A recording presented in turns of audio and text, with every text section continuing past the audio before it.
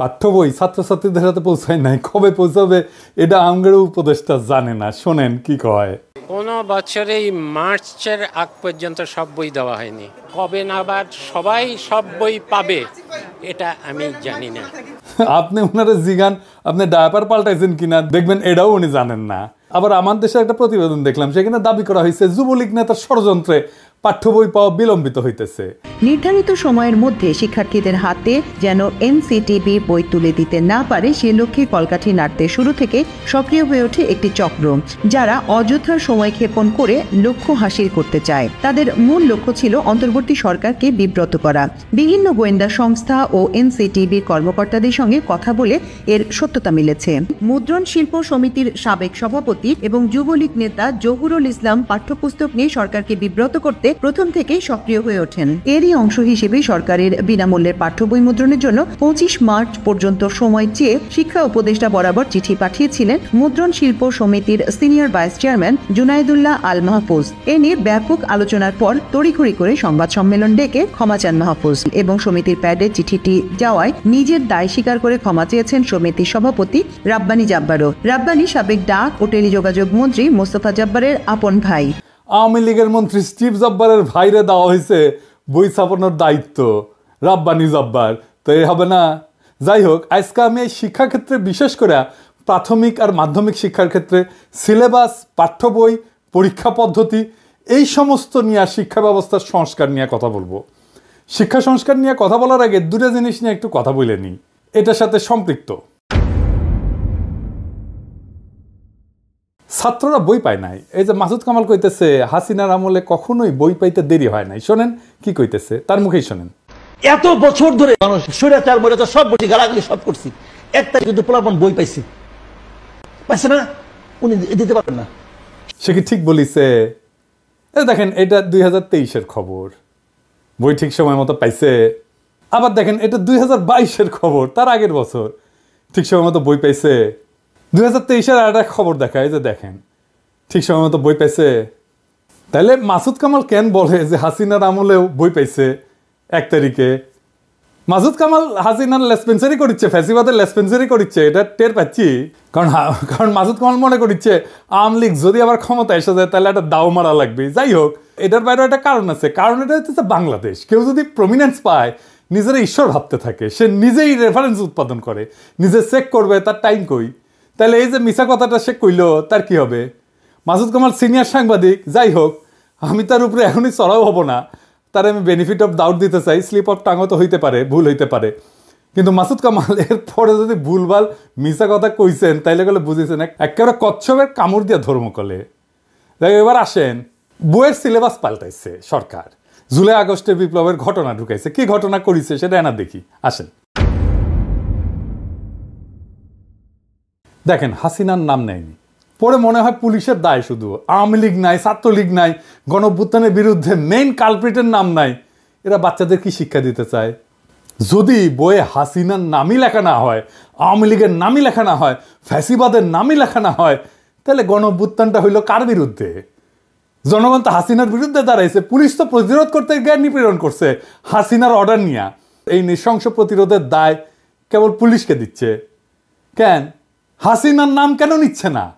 বাচ্চাদের জানা উচিত না হাসিনা জোর করে ক্ষমতায় থাকা এবং তার অপশাসনের বিরুদ্ধে আমরা ফাইট করছি? আমাদেরকে এখনো কারা হাসিনার রাজ্যে রাখতে চাচ্ছে, যে রাজ্যে হাসিনাকে কালপ্রিট বলা যাবে না? তো কে লিখেছে? রাখাল রাহা, ওর আসল নাম সাজ্জাদুল হক। এই এত ইসলামোফোব যে নিজের মুসলমান নামটা পাল্টা এটা হিন্দু নাম নিছে, প্রগতিশীল হয়েছে। যে বইটা দেখালাম এটা 5ম শ্রেণীর বাংলা বই, এখানে যে খুনি ফ্যাসিস্ট হাসিনার নাম লেখা হয়নি তা না।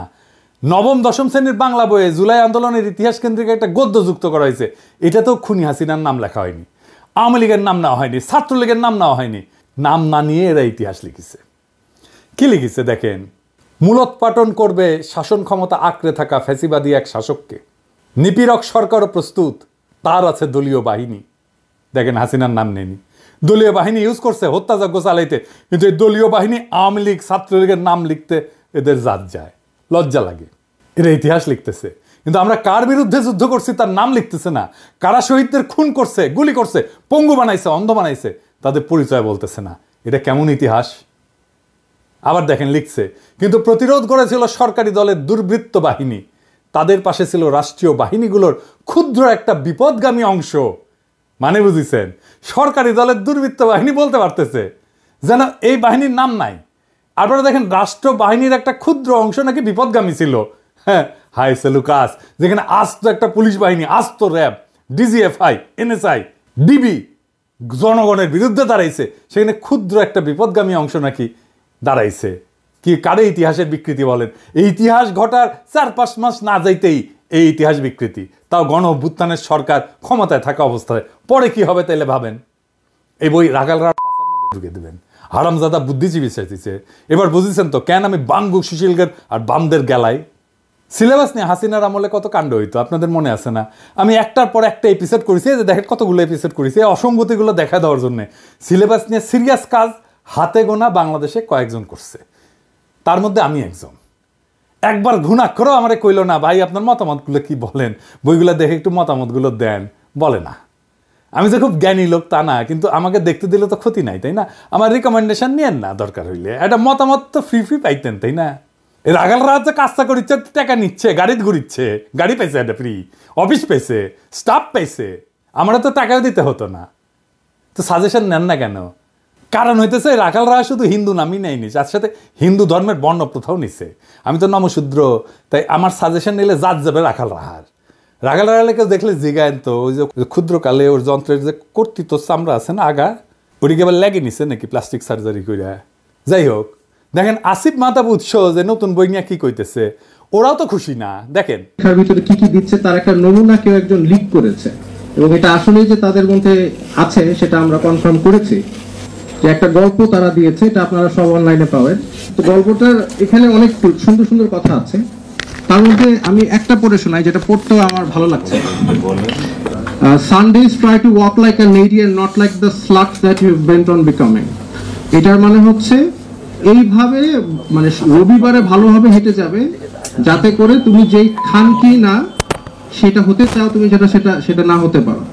এবং এই গল্পে এই ওয়ার্ডগুলি, মা মেয়েকে খানকি ডাকছে, এটা মানে বারবার আসছে। আমি জানি না এই গল্পটা আমাদের সাহিত্য বা ইংলিশের ক্লাস 9-এর বইয়ে থাকা কতটা প্রয়োজন। তার মানে সিলেবাস নিয়ে ঝামেলা মিটাতে পারে নাই। এবার আসেন আমি সলিউশন নিয়ে কথা বলি। এখন যেভাবে বই ছাপা হয় সেটা বন্ধ করতে হবে, তাইলে পরিবেশের ক্ষতি কিছুটা কমবে।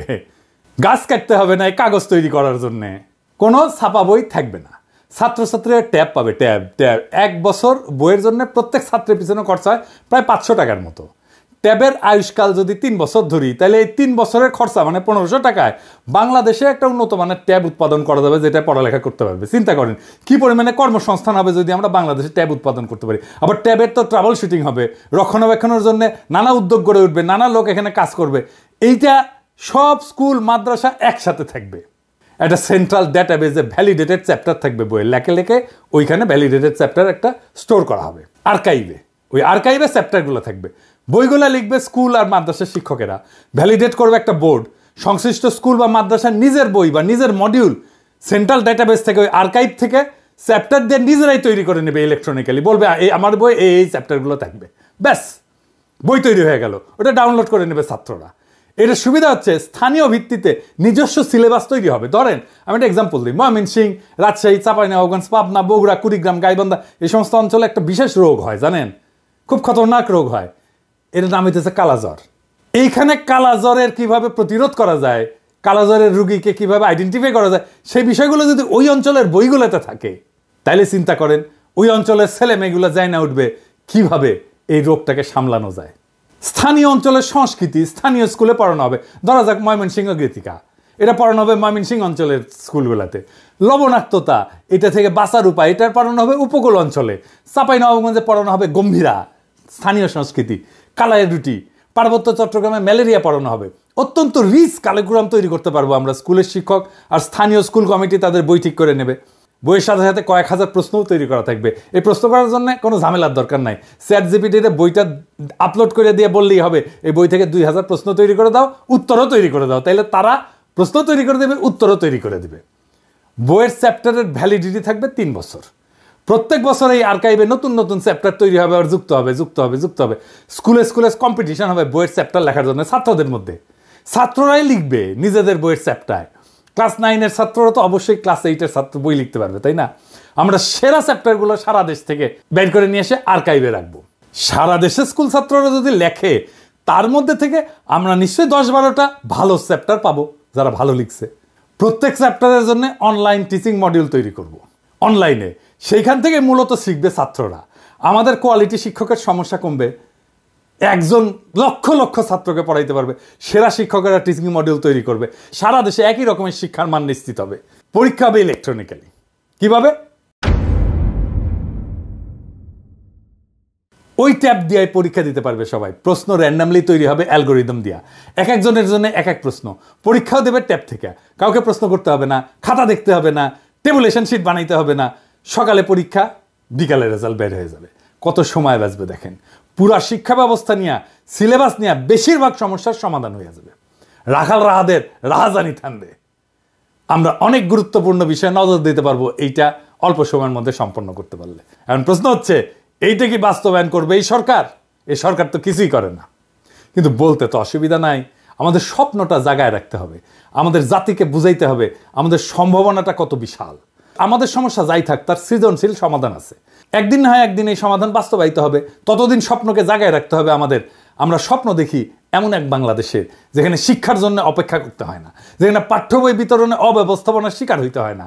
আমরা স্বপ্ন দেখি এমন একটা শিক্ষা ব্যবস্থা যা শুধু জীবিকা অর্জনের পথ দেখায় না, বরং সৃজনশীলতা, উদ্ভাবনী শক্তি এবং আত্মমর্যাদা জাগায় তোলে। আমাদের স্বপ্ন একটা বিপ্লবের, সৃজনশীল বিপ্লবের। এই বিপ্লব কোনো বন্দুকের গুলিতে না, কোনো আন্দোলনে না, কোনো প্রতিবাদের মিছিলে না। এটা হবে আমাদের চিন্তায়, আমাদের দৃষ্টিভঙ্গিতে, আমাদের কর্মের মাধ্যমে বিপ্লব। আমরা বিশ্বাস করি প্রত্যেকটা শিশু একটা সম্ভাবনার প্রদীপ। আমাদের কাজ সেই প্রদীপের আলোকে জ্বালানো। তাদের হাতে কেবল সঠিক বই তুলে দেওয়া না, বরং এমন একটা শিক্ষার প্ল্যাটফর্ম দেওয়া যেখানে তারা নিজেদের শ্রেষ্ঠ সংস্করণ হয়ে উঠতে পারবে, সেই তার বেস্ট ভার্সন হয়ে উঠবে। আমরা চাই প্রত্যেকটা শিশু জানুক যে তারা কেবল ভবিষ্যতের অংশ না, তারা নিজেরাই ভবিষ্যৎ। এই শিক্ষা ব্যবস্থা তাদের আত্মবিশ্বাস, সৃজনশীলতা এবং নেতৃত্বের গুণাবলী গড়ে তুলবে। তারা শুধু স্বপ্নই দেখবে না, তারা স্বপ্ন বাস্তবায়নও করতে শিখবে। এই বিপ্লব আমাদেরকে শুরু করতে হবে। আমাদের চিন্তা, কথা এবং কাজের মাধ্যমে আমরা সেই আগুন চারিদিকে ছড়ায় দেব। আমরা প্রমাণ করব শিক্ষা শুধু এক প্রজন্মকে না, পুরা জাতিকে বদলায় দিতে পারে। আসেন আমরা এই স্বপ্নের অংশ হই। আসেন আমরা সৃজনশীল বিপ্লবের সৈনিক হই। ইনকিলাব জিন্দাবাদ।